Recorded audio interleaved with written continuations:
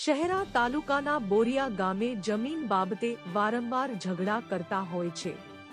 પંચમહાલ જિલ્લાના શહેરા તાલુકાના બોરિયા ગામે આશરે 1 વર્ષથી ચાલતો ઝઘડો કેટલા વાર પોલીસ ફરિયાદ કરવામાં આવી છે તો છતાં આ ઝઘડાનો કોઈ નિરાકાર આવતું નથી। ફરી તારીખ 15/11/2024 ના રોજ બંને જૂથ સામસામને લાકડી તેમજ અન્ય સાધનો લઈ ઝઘડો થયો હતો, જેને લઈ તારીખ 16/11/2024 ના રોજ શહેરા પોલીસ સ્ટેશન ખાતે અરજી આપવામાં આવેલી છે તેવું બોરિયા ગામના ખેડૂત ખાતેદાર જણાવી રહ્યા છે અને આ ખેડૂત ખાતેદારને અગાઉ પોલીસ પ્રોટેક્શન આપવા માટે જિલ્લાના વડાને રજૂઆત કરવામાં આવી હતી અને એક અરજી લેખિતમાં આપી હતી અને જિલ્લાના વડાએ પોલીસ પ્રોટેક્શન માટે શહેરા પોલીસ સ્ટેશન અરજી મોકલી હશે, પણ આ ખેડૂતને આજ દિન સુધી કોઈ પોલીસ પ્રોટેક્શન આપવામાં આવ્યું નથી અને ના બનવા કાર બનશે તો જવાબદાર પોલીસ તંત્ર કે જિલ્લાના વડા તેવું પણ લોકમુખે ચર્ચાઓ થઈ રહી છે।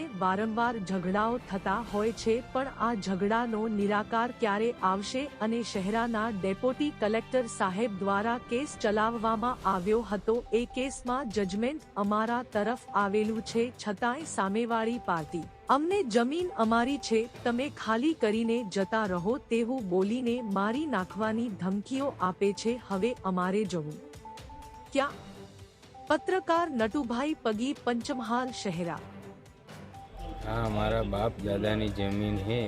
हमने आ लोग हमें वाली पार्टी जानथी मारी नाखवानी धमकी आपे से અહીંથી જગ્યા ખાલી કરીને અહીંથી નહીં જો એવી ધમકી આલે છે। બધા મળીને વાસંગભાઈ પૂનાભાઈ, સવજીભાઈ પૂનાભાઈ, ગવજીભાઈ પૂનાભાઈને સહપરિવાર આ મારી નાખવાની ધમકી અમને આપે છે। અમારા બાપ દાદાની જમીન છે ત્યાં સતત મારી નાખવાની ધમકી આપે છે।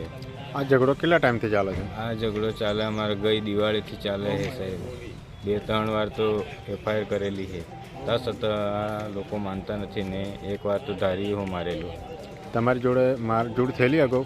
હા, મારઝૂડ થયેલી ને હોળી ઉપર ધારીઓ મારેલું, 4 ટાંકા આવેલા અને એ બી કાગળિયા અમારી કને હે દવાખાનાના રૂપમાં। તમારું નામ?